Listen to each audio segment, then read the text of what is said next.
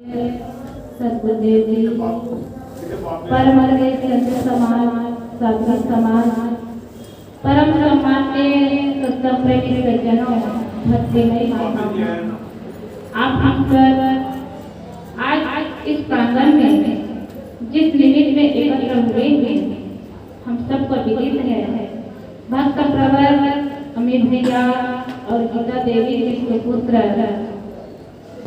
श्रद्धानंद जी और नीलम देवी को प्रथम पुत्र रत्न की प्राप्ति हुई है और इसी के शुभ अवसर में संतों को भी बुलाया गया है और सत्संग का कार्यक्रम रखना है और इस नाम संस्कार कार्यक्रम में परिवार वालों को भी गांव वालों को भी निमंत्रित करके इस शुभ अवसर में खुशी और प्रसन्नता बांटने का प्रयास किया और इसी निमित्त में आप हम सब एकत्र हुए हैं।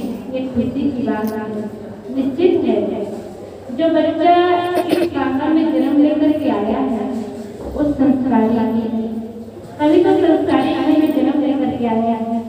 बच्चों से सबको बड़ी अपेक्षा थी, चाहना थी, इंतजार सब लोगों को रहा कि हमारे घर में इस फुलवारी में एक बच्चा आए और वर्षों के बाद वो बच्चे का आना सब लोग के हृदय को खुशी से भर देना हुआ और सब लोग को प्रसन्नता है, खुशी है और उसके साथ साथ ये भी है कि अगर यदि बच्चा कहीं कोई संस्कारी घर में जन्म लेकर के आता तो उसमें जन्म की खुशी में शिव हत्या करते, शराब पान करते और गलत काम करके खुद दुखी रहते और बच्चे के भविष्य को भी सुखमय जीवन बनाने का रास्ता दिखाते। लेकिन वो बच्चा निश्चित है संस्कारी है, तभी ऐसे संस्कारी घर में जन्म लेकर के आया है और जन्म की खुशी में इतने संतों को बुलाए हैं। पूज्य गुरुदेव इलाहाबाद से आए हैं और सब समाज साथी समाज का आगमन हुआ है। जन्म की खुशी में जन्म से ही उस संतों का दर्शन कर रहा है। इसलिए तो जीव के साथ में ना ये सब कुछ लेकर के आता है। बाहरी तौर से कहते हैं कि हम खाली हाथ आते हैं और खाली हाथ की दुनिया से जाते हैं। इस ईश्वर रूप में होता है और कुछ स्वरूप में देखते सज्जनों तो हम संस्कारों की गति लेकर के आते हैं और संस्कारों की गति लेकर के जाते हैं। वो बच्चे भी जन्म लेकर के आया है, अपने साथ में संस्कारों की गति लेकर के आया है और संस्कारों की गति में क्या लेकर के आया है? भागवत काल में कहते हैं आयु कर्म च वित्तम च विद्या निधन विद्या पच्चोतानि विद्यन्ते गर्भस्य देना। आयु कर्म धन विद्या और मृत्यु जो अपने साथ ये 5 चीज लेकर के आता है और ये 5 चीज गर्भकाल से निर्मित हो जाता है। बात नहीं होता, गर्भकाल से ही निर्मित हो जाता है। इसी घर में जन्म लेकर क्यों आना हुआ? इसीलिए क्योंकि वो गर्भ से ही वो निर्मित किया। अब देखो इतने बड़े मकान हैं, अभी भैया के पास किस चीज की कमी है, लेकिन उस घर में जन्म लेकर के आते ही वो बच्चा इस घर का मालिक हो गया। उनका नाम ही इतना सोच विचार करके घर वाले रखते हैं कबीर, और कबीर के नाम को भूल नहीं सकते। कबीर का अर्थ है महान, और महान संस्कारों को लेकर के बच्चा कबीर नाम जिनका पढ़ा वो बच्चा इस घर में जन्म लेकर के आया।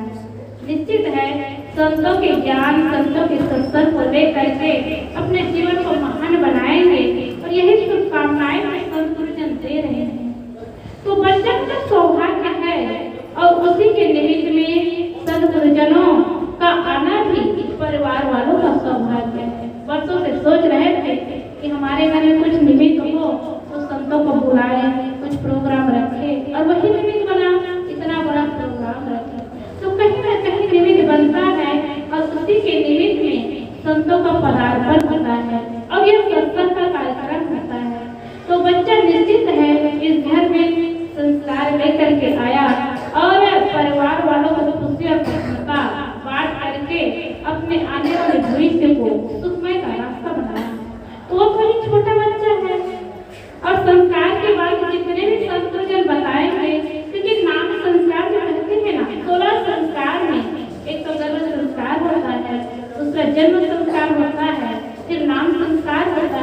तो ये आज नाम संस्कार है। तो ये संस्कार के बातें जितने सुन रहे हैं ना, उनके माता पिता सुनेंगे, अभिभावक सुनेंगे, जितने रिश्ते नाते वाले आए वो सब सुनेंगे, बच्चा भी क्या सुनेगा। और वो तो वैसे बताते हैं वैज्ञानिक कि कंप्यूटर की तरह कैच करता जाता है, अभी कुछ नहीं कर पाएगा, तो संस्कार का प्रभाव बाद में आएगा। लेकिन अभी शिक्षा किनको है?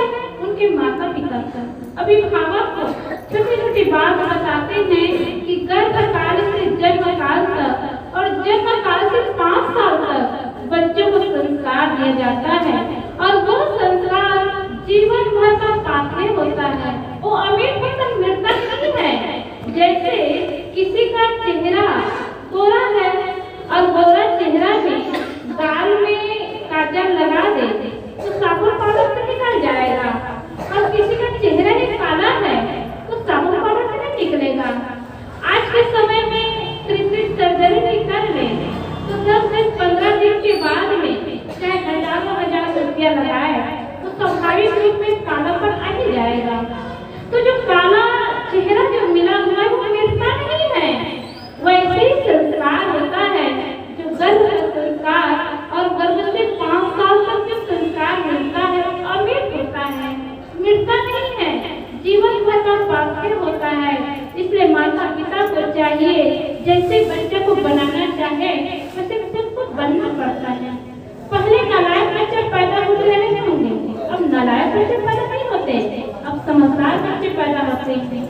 अब बच्चों को दिखाना नहीं पड़ता, बच्चों को दिखाना पड़ता है।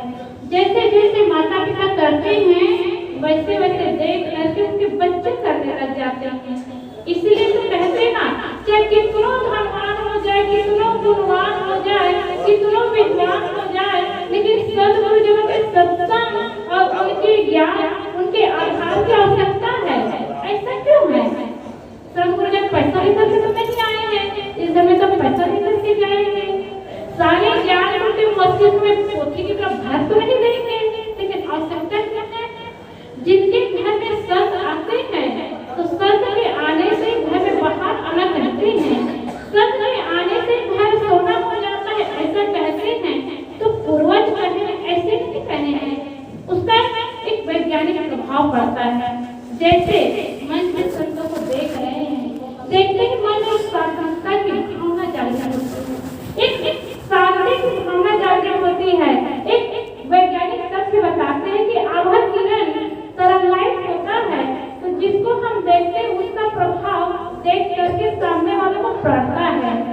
एक क्रोधी आदमी को देखेंगे, आप देखिए बस, देखते रहिए, देखते देखते आपके अंदर में धीरे धीरे उस क्रोधी आदमी को देखने में तुम्हारी जरूरत आएगा।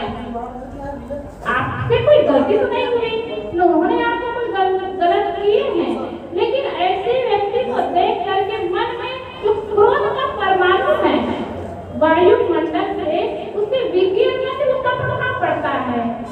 और वो त्याग मूर्ति, त्याग वैराग्य सद्गुरुजन है, जो शांत स्वभाव शांत स्वरूप है, उनके पास ही आप बैठ करके देखिए, बैठने मात्र से शांति की अनुभूति होती है। ऐसा क्यों होता है?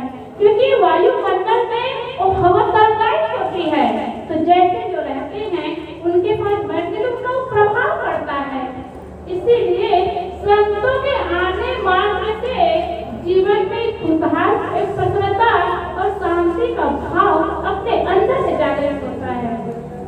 और इसीलिए जब घर में संतोजन आते रहते हैं उसका प्रभाव बच्चों पर पड़ता है।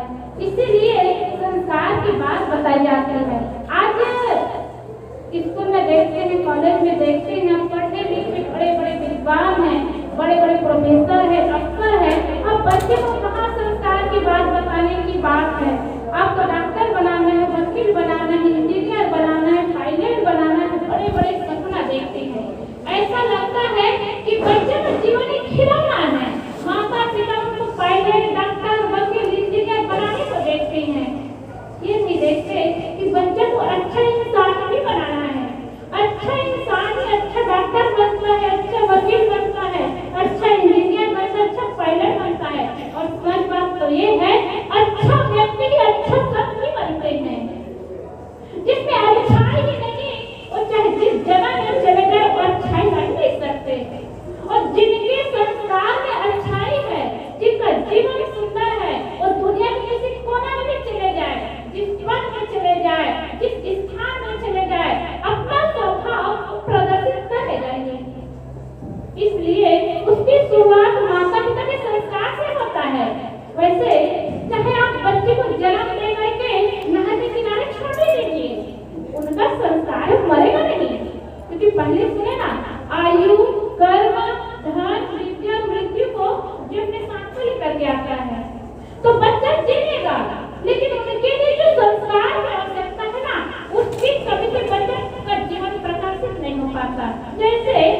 दिया जलाते हैं। दिया में तेल भी होता है, बत्ती भी होती है, और इतने मात्र से दिया प्रकाशित नहीं होता जब तक हम उसको माचिस से जलाएंगे नहीं। जब माचिस से जलाते हैं, अग्नि का अंश पड़ता है, तब वो दिया जलता है और प्रकाशित करता है। और जब तक माचिस से नहीं जलाएंगे, चाहे कितनी मोटी बत्ती हो जाए, कितना लबालब तेल से भर दे, वो प्रकाशित नहीं हो सकता। वैसे ही बच्चे संस्कार लेकर के तो आता है, पर माता पिता का संस्कार नहीं मिलता है तो आगे बच्चे का जीवन प्रकाशित नहीं हो पाता। इसलिए माता पिता के संस्कार की आवश्यकता होती है, जिससे आने वाले बच्चे का जीवन प्रकाशित जीवन हो। इसीलिए माता पिता खुद संस्कार देंगे तो बच्चे का जीवन संस्कारित होगा। आज ये चीज सुनने को मिलता है, बड़े बड़े घर में देखने को भी मिलता है। बड़े बड़े घर में बच्चे को पैसे के मालिक बना देते हैं, सुख सुविधा संपन्नता का जीवन जीते हैं, सुविधा का जीवन जीते हैं, लेकिन सुख और शांति से लाखों करोड़ों को दूर हो जाते हैं। तब समझ में आता है कि सुख और शांति का मार्ग धन नहीं है, सुविधा नहीं है, संपन्नता नहीं है। सुख और शांति का मार्ग तो सद्गुरुजनों का ज्ञान है, सद्गुरुजनों का आहार है और सच्चा रास्ता है। और इसी से जीवन में सुख मिलता है, इसी से जीवन में शांति मिलती है। देखो बड़े बड़े लोगों को क्या जरूरत है, संतों के चरण में पढ़ने की। जो जीवन की वास्तविकता को जानते हैं वही समझ सकते हैं। और आज इस समय चुप गए ना तो फिर से समय दूसरी बार समय नहीं देगा आपको अच्छा समय लाने के लिए। इसलिए आज जो समय है उस समय का सदुपयोग करें, और सदुपयोग करने के लिए क्या करें, माता पिता खुद संस्कारी हो और अपने बच्चे को सुंदर संस्कार